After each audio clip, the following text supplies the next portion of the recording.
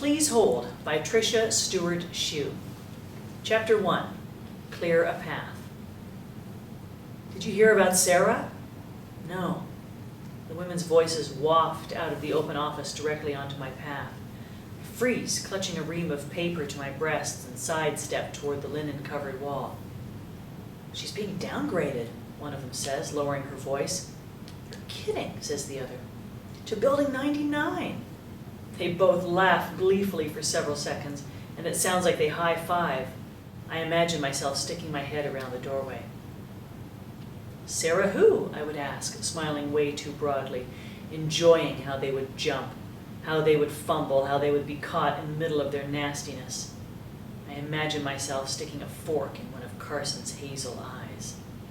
The women speaking are Grace Malator and Carson Baker, two people who, up to this point, I thought were my friends. We'd have lunch together and occasionally would sit in each other's offices and gossip when the boss was away. It never occurred to me that I would be one of the topics up for discussion. I hear the squeak of a chair sliding back and footsteps. My breath seems stopped between my gut and my pancreas, and I try to pretend I'm small, smaller than my 5'8" height, and that I possess a magical ability to blend in with the linen wall covering. I close my eyes and wait for an accusing voice. But after a moment, the chair slides again, and I hear a creak as someone's backside meets the seat. Building 99 is so far away, executives are issued golf carts. Assistants get to walk. Being sent to Building 99 is like being exiled. What the hell? I open my eyes again, checking behind to make sure no one else is in the hallway. I take a step closer to the doorway. I've learned to glean my information wherever and whenever I can. Sarah and Lance have to leave by Friday. I heard that from Marcia, says Carson, and I can almost see the satisfied smirk on her face. My boss, Lance Shiu, is Executive Vice President of Worldwide Feature Production, KRG Studio. KRG is one of the top 5 studios in Los Angeles, which produces billion-dollar grossing feature films, Emmy-winning television shows, and multi-platform digital content. Mr. Shiu is one of 5 top-tier EVPs who is being groomed to become president of his division. Because of this, Mr. Shiu has been reporting directly to the CEO. Marcia Keener's boss is president of domestic feature production, which makes her one level above me. Levels determine everything about my job, including my inclusion in the company directory. People read that directory like some people read the obituaries, but instead of noticing who is older or younger, it's who is higher or lower on the company totem pole. The only difference is, executives in the entertainment industry can be resurrected. I remember when any title above a vice president was considered important, but president titles are a dime a dozen in our business. And Friday? Today's Wednesday, for crying out loud. Carson gives one last comment. Serves her right. Sarah Marks could do with being taken down a few notches. You know she's crazy. Even though I can't see them, I can feel Grace lean in, both women's heads almost touching. Carson's hisses, sent to a loony farm. Why? Almost killed a man. She got so angry she couldn't control herself. My face grows hot, and for a moment, I think I'm already in motion, moving toward a confrontation that's been coming a long time. But in reality, I have slipped off my heels and am moving back down the hallway as quietly as I can, running toward the ladies' room where I can repeatedly flush the toilet while I cry. Relieved that the restroom is empty, I rush into a stall and sit down on the toilet. This is the only place I am assured privacy. Staring into the bowl through my legs, I imagine my career, my reputation, and my sanity pouring out of me into the shimmering water below. Even though I'm alone, I can feel my parents' screaming voices, one on either side. I'm 5 years old in the background. The TV blares with the Mary Tyler Moore Show, and I am in the middle, unable to move or speak. I can't take this anymore! My mother holds me tightly in front of her and screams at him, although her words go directly into my right ear. You've already ruined Sarah for life, my drunken father slurs. She'll end up just as crazy as you. My father grabs my mother and shoves her into a glass plant stand, sending it crashing down, narrowly missing me. Frightened for my life, I grab the closest heavy object, an iron trivet, and heave it up. The metal disc clips my father's left temple and sends him hurling toward us, face first. Terrified, my mother and I scramble out of the room. The sound of the outside restroom door opening brings me back to the real world / toilet stall. I'm safely locked in. The footsteps stop at the sink and I hear someone brushing her teeth. I envision my world as one big bathroom stall with a shiny sliding lock and 6-inch gap at the floor and ceiling. A veiled illusion of safety and privacy. Shaking off the madness, I straighten my skirt, flush the toilet, and watch my insanity swirl toward the sewer. Then I push the stall door open hard as I trudge down the hall toward my office. I focus on the only thing I can at this point, my trivet in the glass-filled plant stand that is my life, the truth. Sometimes people need a whack upside the head to wake them up. I call this a trivet of truth. Although I'm not sure it did any good with my father, I still have to wonder, with so many versions of the truth, which one is real?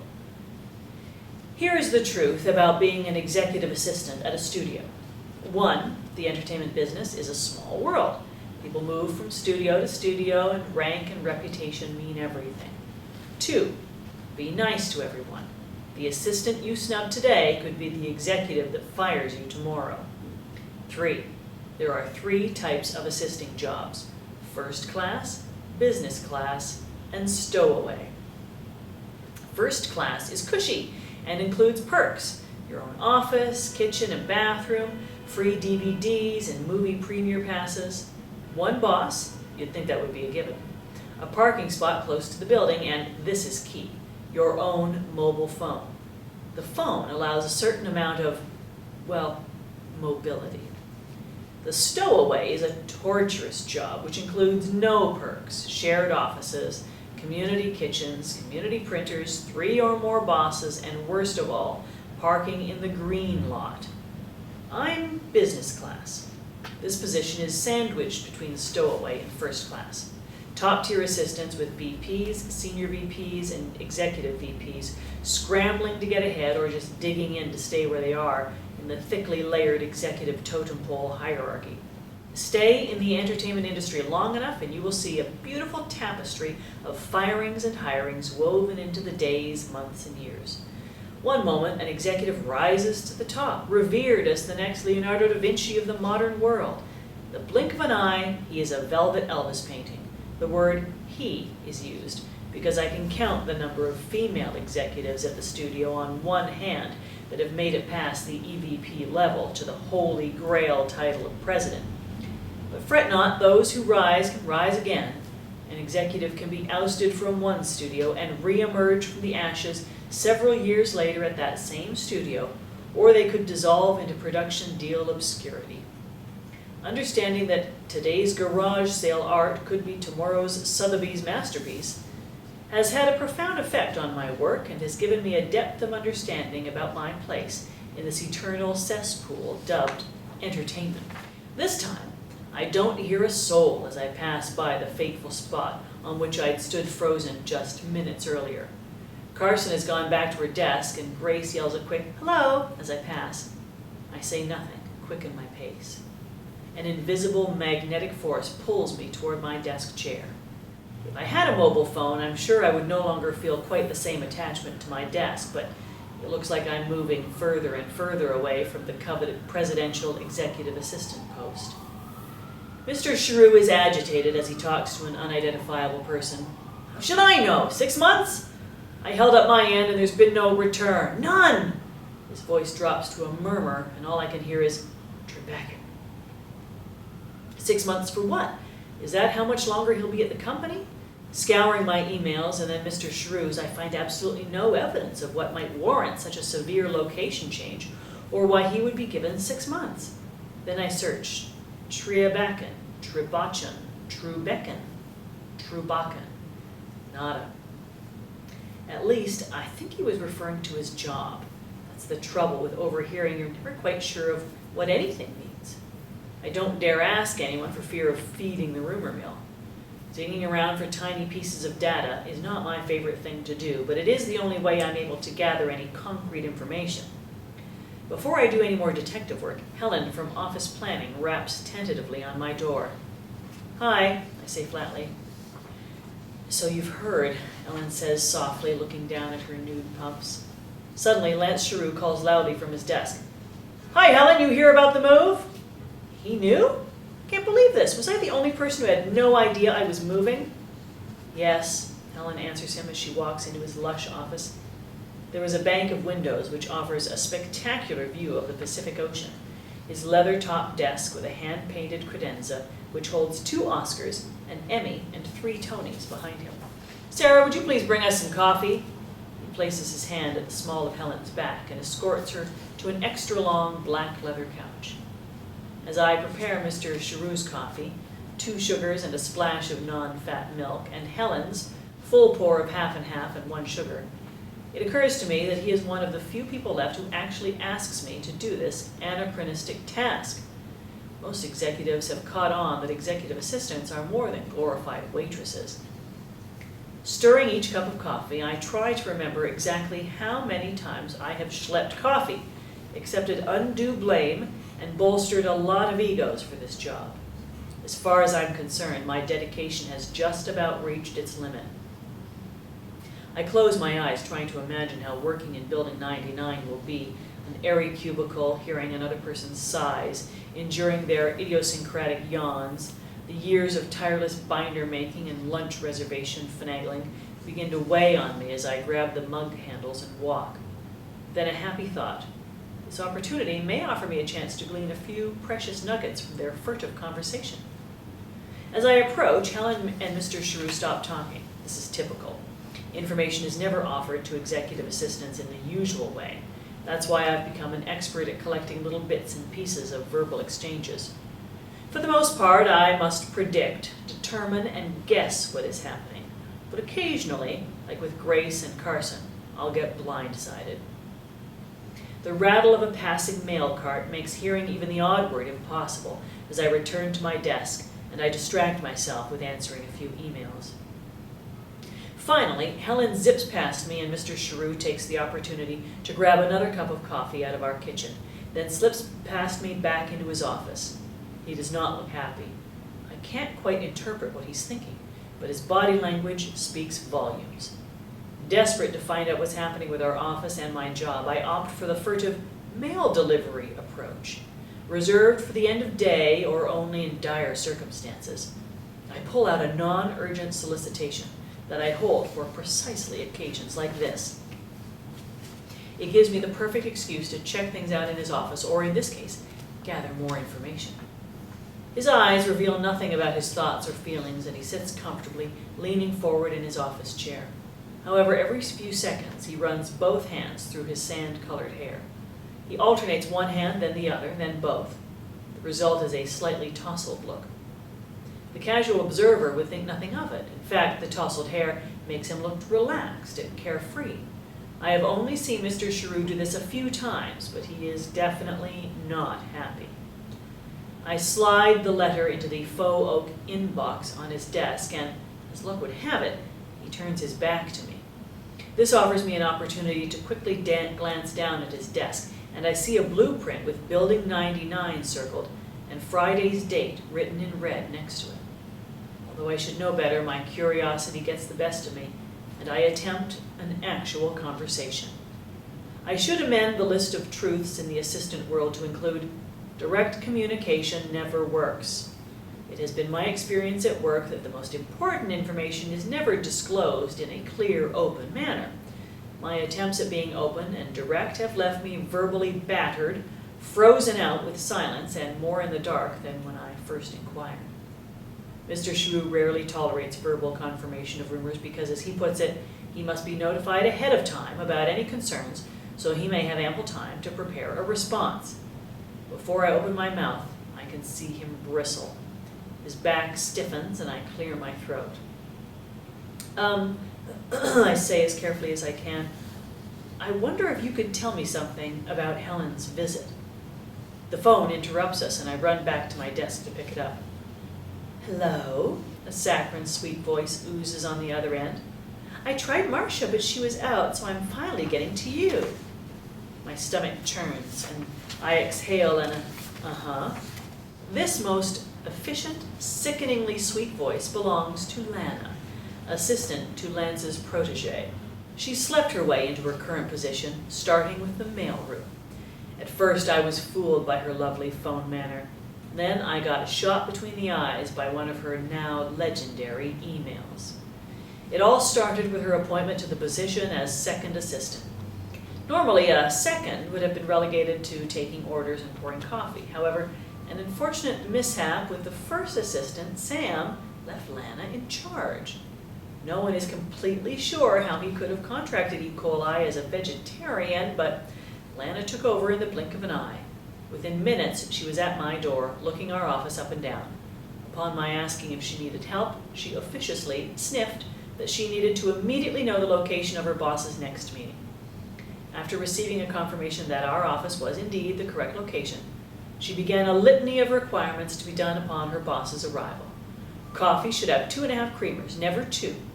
Blinds should be shut because the glare is way too harsh for her boss's eyes. And finally, this is the one that still gets me, I should only address him by his surname.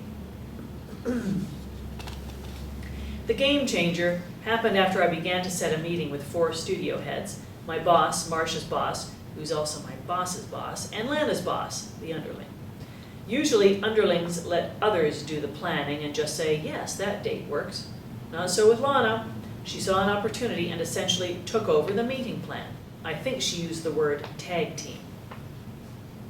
Laughing, I said that I had planned thousands of meetings myself and would be fine on my own. The next thing I knew, I received an email copying all the studio head assistants, as well as Marcia and I. Here's what it said. Dear all, because Marcia heads up our little team here, let's make sure we leave the planning to her. After all, without an organizational hierarchy, we'd have chaos. Thanks so much, Sarah, for all your help. You're an awesome support person.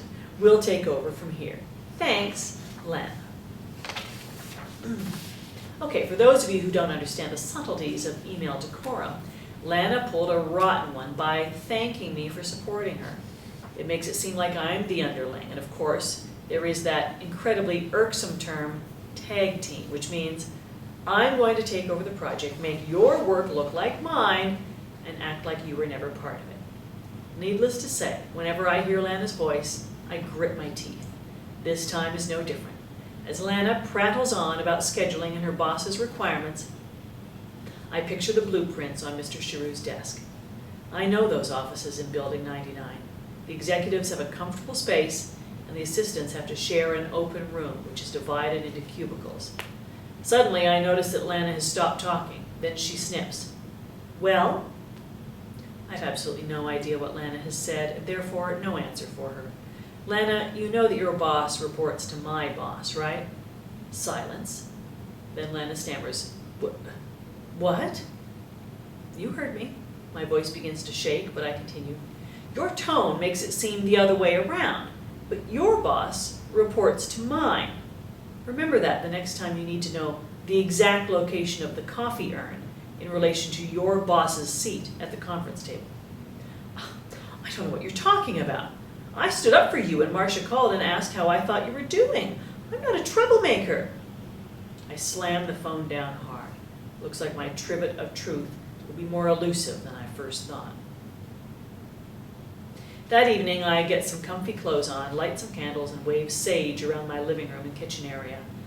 I learned this from a friend I met in a personal growth seminar masked as a clarity session. Sage clears the negativity, and I could use some peace. Next, I kneel down on a pillow. Today was tough, Mary. I'm being downgraded. My unwritten, lot-wide resume, a big red down arrow, tag team. Maybe my dad was right and I really am crazy. Dissolving into a heap on the floor, tears streaming down my face. I imagine I am that small speck of dust, invisible to everyone. Then, wiping my tears and pulling myself up, I ring the Tibetan bells 3 times and sit back on my heels. Above me on the wall is an enormous portrait of Mary Tyler Moore. Why Mary Tyler Moore? I learned a long time ago that the road to sanity is often not paved, or marked for that matter. In times of trouble, Mary has seen me through. Then I smiled to myself. At least I still have my parking spot.